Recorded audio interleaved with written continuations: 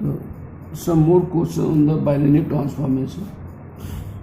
पिछले वीडियो में 2 क्वेश्चन कराए थे, इस पर क्वेश्चन लोग और करते हैं। Find the bilinear transformation of question number 3। Find the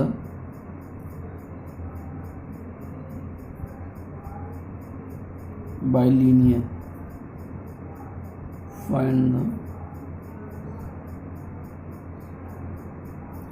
bilinear transformation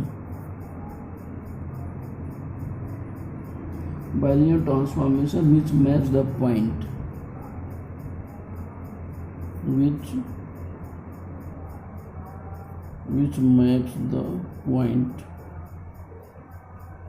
which maps the points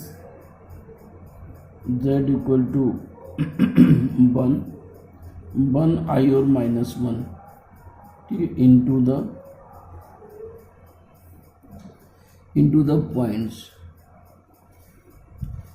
the points w is equal to I 0 or -I. Hence find the image of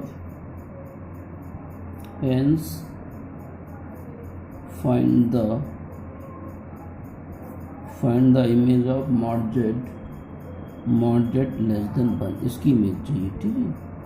तो for solution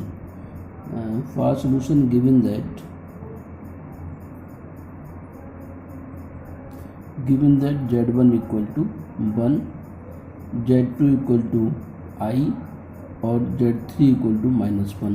जो points given थे उनका हमने नाम z1, z2, z3 ऐसे w के लिए, and w1 equal to I, w2 equal to 0 और w3 is equal to -I, ठीक है। For the bilinear transformation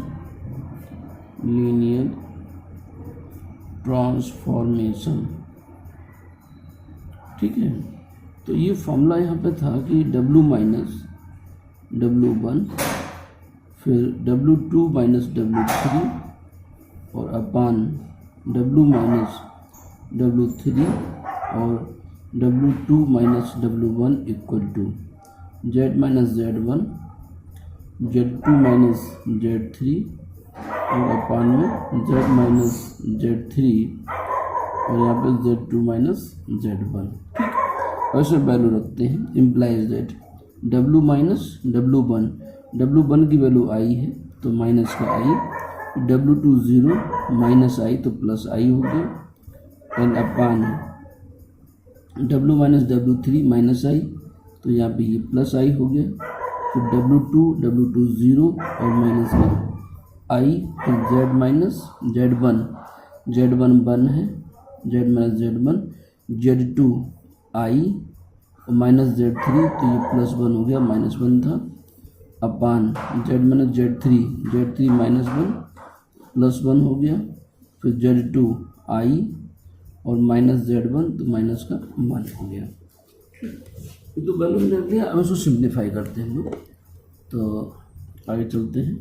implies that w minus i और अपान में w प्लस i ये वैल्यू i से i कैंसिल हो जाएगा, यहाँ पे -1 बचेगा, ठीक है ना। क्या बचेगा? -1। तो इज इक्वल टू यहाँ से ये z -1 है, ये इसको ले सकते हैं 1 प्लस i, ठीक है ना। यहाँ पे z +1 है, इसको भी हम 1 माइनस i कर दें, तो जहाँ से माइनस कॉमन करेंगे और यहाँ का माइनस, ये माइनस खत्म हो गया, ठीक है। ये हमने माइनस यहाँ पे कॉमन किया और इधर एक माइनस था, दोनों माइनस खत्म हो गए। अब यहाँ से देखो ये i से i भी कैंसिल हो गया, ये i से i कैंसिल हो जाएगा यहाँ पे, ठीक है ना। ये माइनस इस i से i कैंसिल हो गया, जहाँ में -1 आया था, यहाँ से माइनस भी कॉमन हमने किया यहाँ पे बाहर, तो ये 1 से 1 कैंसिल हो गया। तो implies that w plus i equal to z -1 और अपान में z +1 इंटू में ये 1 plus i upon 1 minus i हो गया। इसकी वैल्यू हम अलग से निकालें, इसकी वैल्यू चाहे तो ये भी कर देते हैं। ये वैल्यू क्या हो जाएगी? 1 प्लस i का हम ऊपर नीचे इसमें मल्टीप्लाई कर दें, किसका? 1 प्लस i का। तो इम्प्लाइज दैट ये z minus W minus I upon W plus I equal to Z minus one upon Z plus one, और जब इसको मल्टीप्लाई करें वन प्लस आई का होल स्क्वायर तो वन फिर प्लस आई स्क्वायर और प्लस का टू आई हो गया, अपान में वन माइनस आई स्क्वायर हो जाएगा, वन माइनस आई स्क्वायर हो गया, ये ब्रैकेट हो गया। तो Z minus one upon Z plus one, और यहाँ पे वन माइनस वन और प्लस का टू आई, नीचे क्या हो गया वन प्लस वन, इस वन से वन कैंसिल, इस टू से ये टू कैंसिल हो गया, बचा क्या सिर्फ आई बचा प्लस में। ठीक है, तो इसको देखते हैं आई इक्वल टू में वैल्यू क्या आ गई, ये आई आप बाहर ले लो, दिस इज आई, और यहाँ पे Z minus one upon Z plus one हो गया। अब इसको हम लोग क्रॉस मल्टीप्लाई करेंगे, तो वैल्यू हमारे पास में क्या है, ये डब्लू माइनस आई के साथ में जेड प्लस वन मल्टीप्लाइड हो गया, जेड प्लस वन, और डब्लू प्लस आई के साथ मल्टीप्लाइड हो गया आई जेड और प्लस का आई। ठीक है, ये आई अंदर नहीं माइनस, तो आई जेड और माइनस का आई, सॉरी ये माइनस आई है, तो इक्वल टू यहाँ से मल्टीप्लाई करो, इम्प्लाइज दैट डब्लू जेड और माइनस का आई जेड, फिर वन से करोगे तो डब्लू और माइनस का आई हो गया, इधर आई जेड करो तो आई डब्लू z minus i square e plus I square तो माइनस जेड हो गया, i square z minus one z, फिर माइनस आई से करो तो माइनस का आई डब्लू माइनस आई स्क्वायर तो ये प्लस वन हो गया। ठीक है, इम्प्लाइज दैट, अब मैं इस पूरी वैल्यू को डब्लू इक्वल टू लिखना है, तो डब्लू के साइड टर्म से इधर ले आओ, तो यहाँ से डब्लू और ये डब्लू है, तो ये डब्लू जेड और प्लस डब्लू हो गया, यहाँ से देखो तो ये प्लस का आई डब्लू जेड, सॉरी ये इधर आएगा तो ये माइनस हो जाएगा, माइनस आई डब्लू जेड, ये इधर आ जाए तो प्लस का आई डब्लू हो गया, यहाँ पे ये आई है आई डब्लू जेड माइनस ये प्लस हो गया, इक्वल टू यहाँ से ये वन, फिर ये माइनस जेड, ये माइनस आई जेड उधर आ गया तो प्लस आई जेड हो गया, ये माइनस उधर तो प्लस आई हो गया। ठीक है, इम्प्लाइज दैट, इससे पूरे से डब्लू कॉमन करो, तो ये जेड और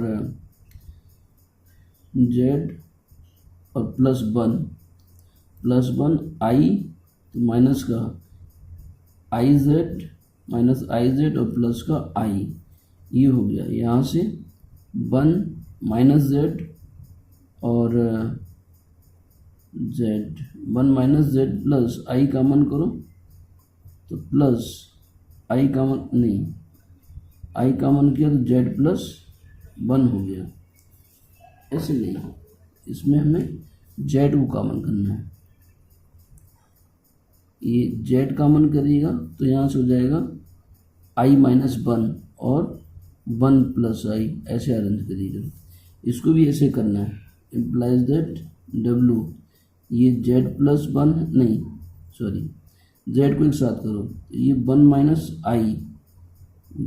आई और ये जेड हो गया, फिर वन प्लस आई हो गया और इक्वल टू जेड, ये वन माइनस वन प्लस आई, वन माइनस आई, तो माइनस साइन हम कॉमन कर लें यहाँ पे, तो ये वैल्यू हो जाएगी वन माइनस आई और प्लस वन प्लस आई। अब इसको डिवाइड कर दो तो इम्प्लाइज दैट डब्ल्यू equal to minus z one minus i, ये प्लस वन प्लस आई, और टोटल हमारे से डिवाइड करो तो वन माइनस आई जेड और प्लस ये वन प्लस आई हो गया, प्लस वन प्लस आई।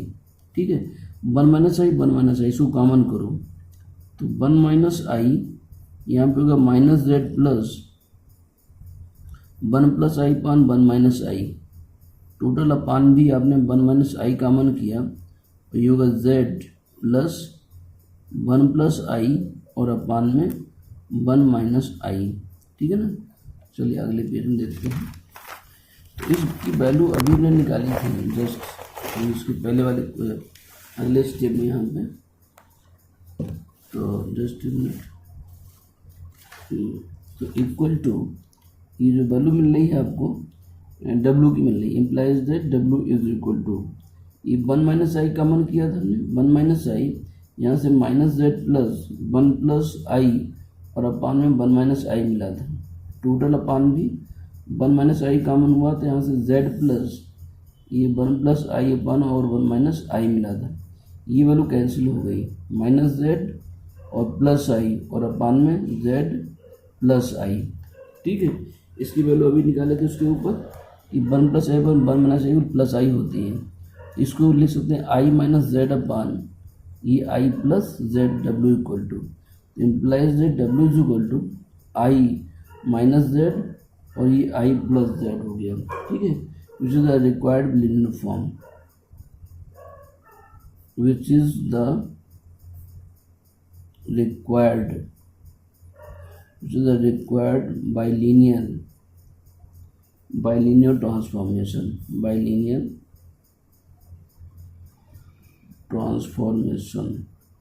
ठीक है, ये बाइलिनियर ट्रांसफॉर्मेशन हुआ। अब इसमें सेकेंड पार्ट में हमें mod z less than one के लिए इमेज चाहिए, तो इसको पहले जेड के लिए सॉल्व करो, तो इम्प्लाइज दैट फिर से cross multiply I plus Z W is equal to आई और माइनस जेड। ठीक है ना, तो इम्प्लाइज दैट आई डब्ल्यू और plus Z W, minus Z इधर ले आओ, I W plus Z W plus Z is equal to आई। ठीक है, यहाँ से हमें जेड की वैल्यू चाहिए, तो इम्प्लाइज यहाँ से जेड कॉमन करो, तो जेड कॉमन करेंगे तो डब्ल्यू प्लस वन हो गया, आई डब्ल्यू उधर ले जाओ इक्वल टू आई और माइनस का आई डब्ल्यू, तो इम्प्लाइज दैट जेड कितना हो गया, ऊपर से आई कॉमन हो गया, तो वन माइनस डब्ल्यू और इधर से आ गया तो ये वन प्लस डब्ल्यू हो गया, ये जेड की वैल्यू आ गई। ठीक है ना, अब हमें यहाँ पे now mod z less than one इसकी इमेज चाहिए, तो mod z less than one is mapped into the region, तो इम्प्लाइज दैट मॉड जेड की वैल्यू रखो ये कि मॉड आई और वन माइनस डब्ल्यू और अपान में वन प्लस डब्ल्यू, इसका मॉड लेस देन वन है, इसका मॉड लेस देन वन है, तो इम्प्लाइज दैट ये आई का मॉड करोगे यानी मॉड आई और मॉड वन माइनस डब्ल्यू और अपान में one plus W less than one, implies that mod आई का मॉड वन हो गया, तो ये मॉड वन माइनस डब्ल्यू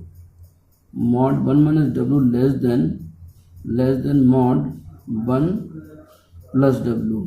ठीक है ना, ये वैल्यू हो गई, हमने क्रॉस मल्टीप्लाई कर दिया, इसका मॉड वन हो गया। अब इसमें वैल्यू रखो, किसकी वैल्यू रखी हमें यहाँ पे डब्ल्यू की, minus u minus i b, u minus i b और less than mod one plus u और प्लस आई बी, तो implies that mod one minus u और माइनस का i b less than mod one plus u और plus का i B. ठीक है, implies that mod का मतलब a square plus b square यानी वन माइनस यू का होल स्क्वायर और प्लस का b square less than one plus u का होल स्क्वायर और plus b square, implies that इसको सॉल्व करो, ये वन प्लस यू स्क्वायर और माइनस का टू यू प्लस का बी स्क्वायर लेस देन इसका स्क्वायर करो, one plus u square plus two u और प्लस का बी स्क्वायर। ठीक है, प्लस का बी स्क्वायर, यहाँ से ये बी स्क्वायर यू स्क्वायर और one, b square u square one cancel हो गया, तो implies that minus two u less than two u, implies that ये टू उधर ले जाओ, zero less than four u हो जाएगा, implies that four u greater than zero, implies that u greater than zero, ये इसकी इमेज आ गई। तो इंटीजर जो इमेज है u greater than upper half the region से बड़ा होगा। ठीक है, चलते हैं इसी पे एक क्वेश्चन और देखिएगा, ये क्वेश्चन आया हुआ है, just a minute, question number ये 3 था ना, question number 4। Question number one prove that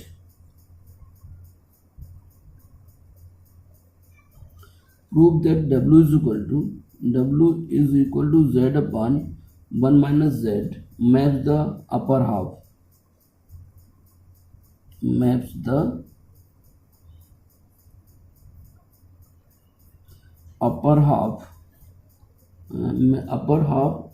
of the Z plane, upper half of the Z plane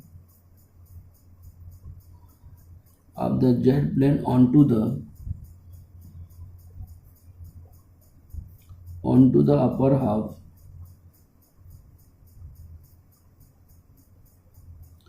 of the w plane what is the image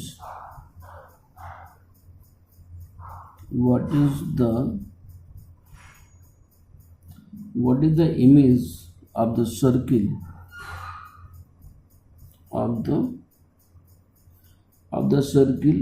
mod z equal to 1 under this transformation, under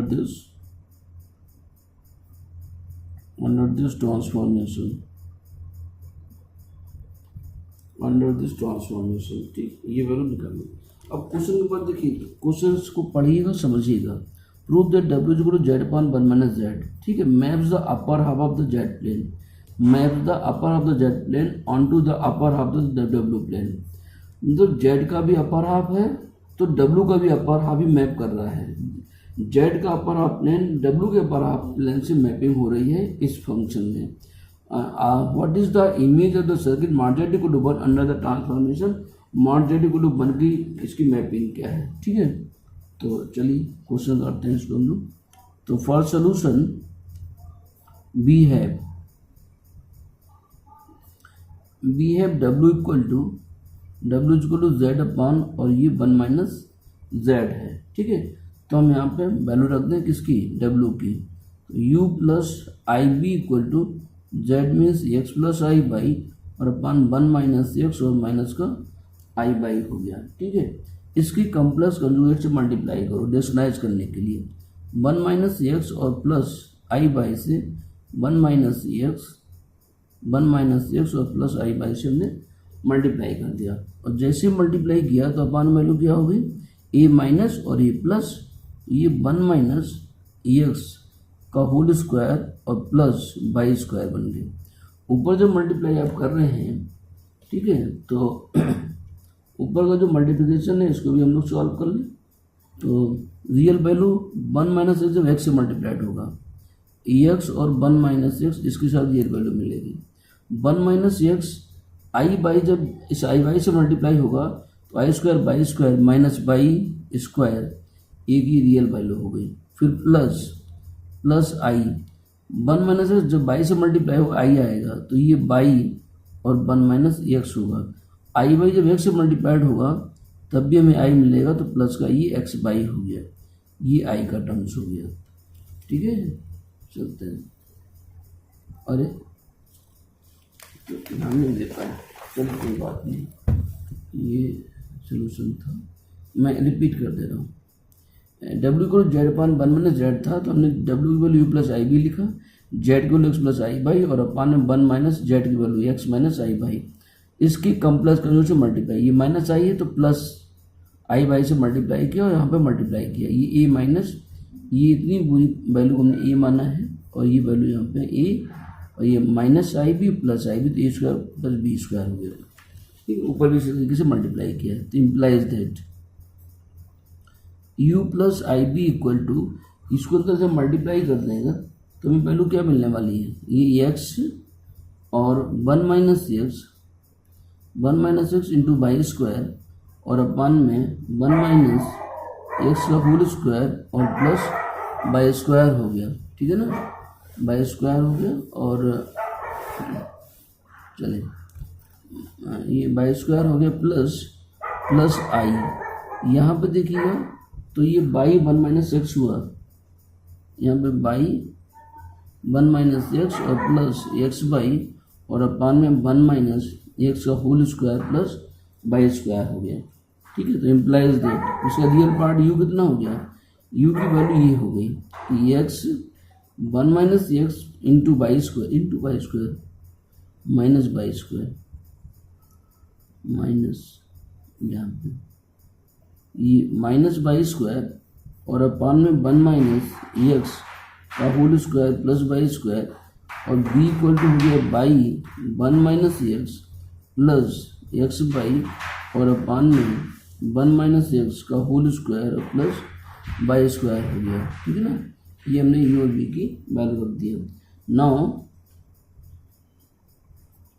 now upper half of the डब्ल्यू plane, now upper half the डब्ल्यू plane, upper half the डब्ल्यू plane is given by u greater than 0। U जब 0 से बड़ा है तो upper half plane को represent करेगा, ठीक है ना। यू ग्रेटर देन 0 जो अपर हाफ प्लेन को रिप्रेजेंट करेगा, सॉरी ये बी, यू नहीं बी ग्रेटर देन 0। इस बात को यहाँ पे समझा दे रहा हूँ थोड़ा फिगर बना के, मैं चूँकि लिख दिया था इसलिए आपको समझ में आ जाए। ये यू है और ये बी है, ठीक है ना। तो यहाँ पे जो ये लाइन है एक्स एक्सिस की, ये क्या है, बी इक्वल टू 0 की लाइन। तो इसके ऊपर वाली लाइन कौन सी हुई, ये रीजन आपका अपर हाफ में लाएगा पूरा इनफाइनाइट तक। तो इस रीजन को क्या कहोगे, बी ग्रेटर देन 0। यहाँ जो ऊपर का रीजन होगा वो बी ग्रेटर देन 0 होगा। इधर यू तो ऐसे जाएगा, इधर वाला ये बी के ऊपर वाला ये वाला पार्ट होगा। चलिए अच्छा, तो u greater than b greater than 0, b की वैल्यू ये है, इस वैल्यू को ग्रेटर देन 0 करो। तो इम्प्लाइज दैट ये y 1 minus x plus x y और अपान में 1 माइनस एक्स का whole square plus y square greater than 0। Implies that ये बाई कॉमन कर लो इस पूरे से, ये क्रॉस मल्टीप्लाई होगा 1 माइनस एक्स और plus x by greater than 0 cross multiply किया। इम्प्लाइज दैट यहाँ से बाई कॉमन कर लो, तो बाई जब कॉमन किया तो 1 माइनस एक्स और प्लस एक्स हो जाएगा, इस एक्स कैंसिल हो गया, ये ग्रेटर देन 0 हो गया। तो implies that by greater than 0। और जब बाई ग्रेटर देन 0 का मतलब क्या हो गया, जेड प्लेन का अपर हाफ प्लेन। तो हैंस प्रूव्ड, ये बात हमारी यहाँ पे प्रूव होती है, upper half the z plane, ठीक है ना, ये हुआ। तो इस तरीके से ये क्वेश्चन अभी हुआ, which is the upper half the z plane. तो which is the upper half of the z plane, which is the upper half the z plane, ठीक है। अब इसमें हमें एक इमेज निकालनी थी कि डब्ल्यू मॉड जेड इक्वल टू 1 की इमेज क्या है, ठीक है। तो हमारे पास जो फॉर्मूला जो वैल्यू गिवन थी यहाँ पे हियर ये क्वेश्चन में W is equal to z upon और 1 माइनस जेड में ये गिवन था। अब इस वैल्यू को हम क्या लिखें, जेड के W का दिया था, अब इसको जेड के लिए सॉल्व करो। तो implies that 1 minus z into W is equal to z. तो इम्प्लाइज दैट ये हो गया W माइनस का ZW और इक्वल टू जेड, ठीक है। तो हमें जेड के लिए सॉल्व करना, तो इस वैल्यू को उधर ले जाओ। तो implies that W is equal to ये z प्लस ZW हो गया। इम्प्लाई दैट यहाँ से z कॉमन करो, तो ये 1 plus W is equal to W हो गया। Implies that z equal to W upon 1 plus W, ये वैल्यू आ गई, ठीक है ना।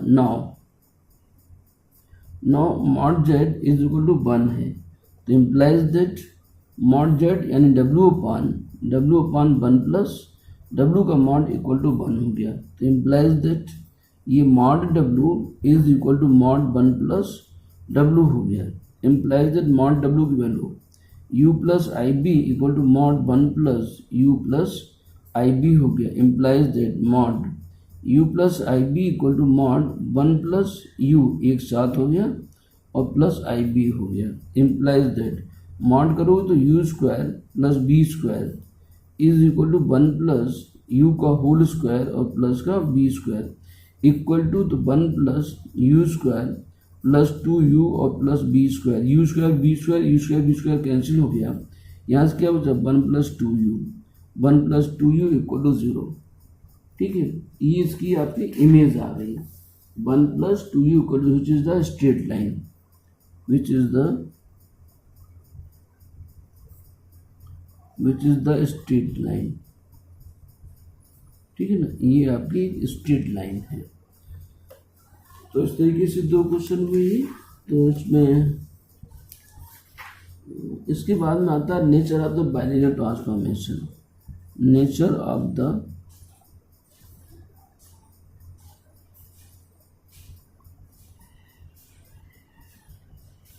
Bilinear transformation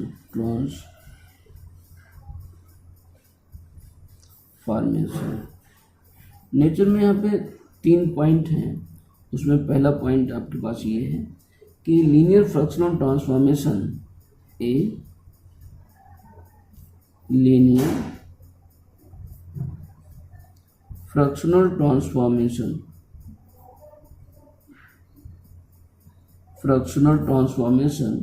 which one fixed point with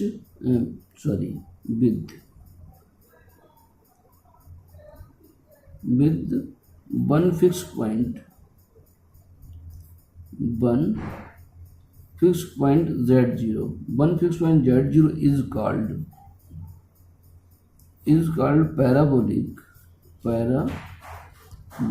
called parabolic and is expressible as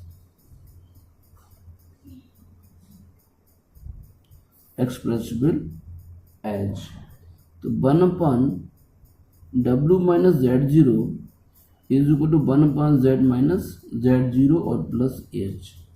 अगर इस तरीके से हम एक्सप्रेस कर पा रहे हैं किसी फिक्स पॉइंट को तो उसको बोलेंगे पैराबोलिक। ऊपर क्या लिखा है? A linear fractional transformation with one fix point z0। ये z0 कोई पॉइंट एक है जो फिक्स है, इज कॉल्ड पैराबोलिक। ये पैराबोलिक कहलाएगा अगर एक्सप्रेसिबल को हम अगर किसी फंक्शन को इस तरीके से एक्सप्रेस कर सके, एंड इज एक्सप्रेसिबल एज। ठीक है, तो यहाँ पे आगे चलते हैं। इसमें एक कंडीशन और है छोटी सी, उसको भी नोट कर देता हूँ। If z0 is not equal to infinity. Ultimately हमें क्वेश्चन इसी पे आते हैं, एक इसी में और कंडीशन लिख रहे हैं, और w minus w is equal to z plus h if z0 equal to infinity. ठीक है, ये वैल्यू आती है। अरे तो फिर भूल गया, चलो कोई बात नहीं। तो as 1 upon w minus z0 equal to 1 upon z minus z0 plus h है।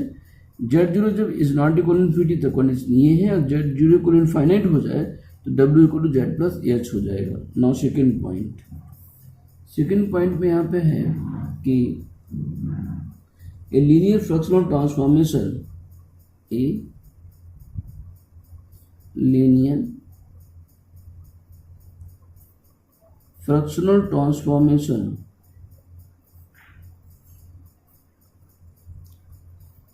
fractional transformation with two different fixed point with two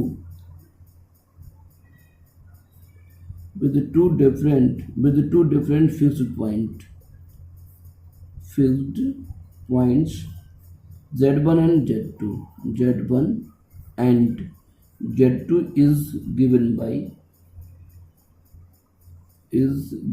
as w minus z1 upon w minus z2 is equal to k times z minus z1 upon z minus z2। इस format में अगर हम लिखते हैं उस बात को, ठीक है ना, if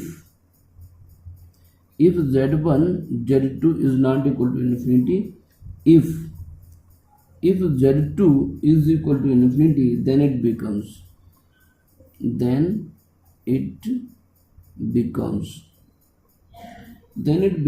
w minus z1 equal to k times z minus z1। तब वैल्यू हमारी इस फॉर्मेट में कन्वर्ट हो जाएगी अगर z2 हमारा इनफाइनाइट हो जाए। ठीक है, तो z2 अगर इनफाइनाइट हो जाए तो ये कैसे होगा, इस बात को जो देखिएगा। z2 इनफाइनाइट होता तो यहाँ पे z2 की वैल्यू रखो, लेकिन डायरेक्टली हम z2 की वैल्यू ऐसे नहीं रखेंगे। z2 पहले कॉमन करो, तो w upon z1 minus w upon z2 minus का z1। ठीक है ना, तो 0 माइनस, चलो इसको यहाँ रखिए। इसका तीसरा पॉइंट देखते हैं। थर्ड पॉइंट पे transformation with two difference points और transformation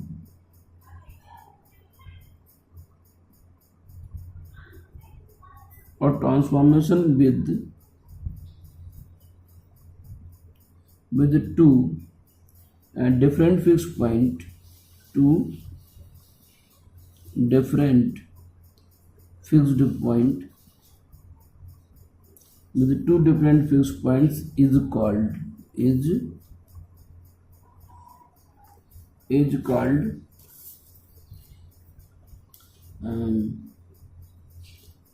hyperbolic, is called hyperbolic if k greater than 0 and elliptic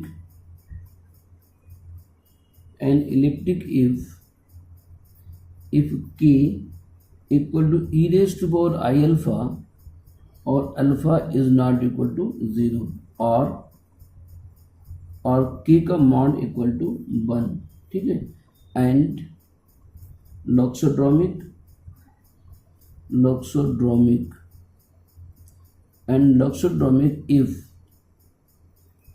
if k equal to e raised to power I alpha और into में a, I alpha into a where a is not equal to 0 and alpha is not equal to 0, ठीक है। इन पॉइंटों पर फिर से देखते हैं। एक तो पहला पॉइंट हमने अभी आपको समझा दिया था कि कोई एक पॉइंट फिक्स है z0 is called the parabolic and is expressible as 1/w minus z0 equal to 1/z minus z0 plus h if z0 is not equal to infinity। अगर z इन्फिनिटी हो जाएगा तो w equal to z plus h हो जाएगा।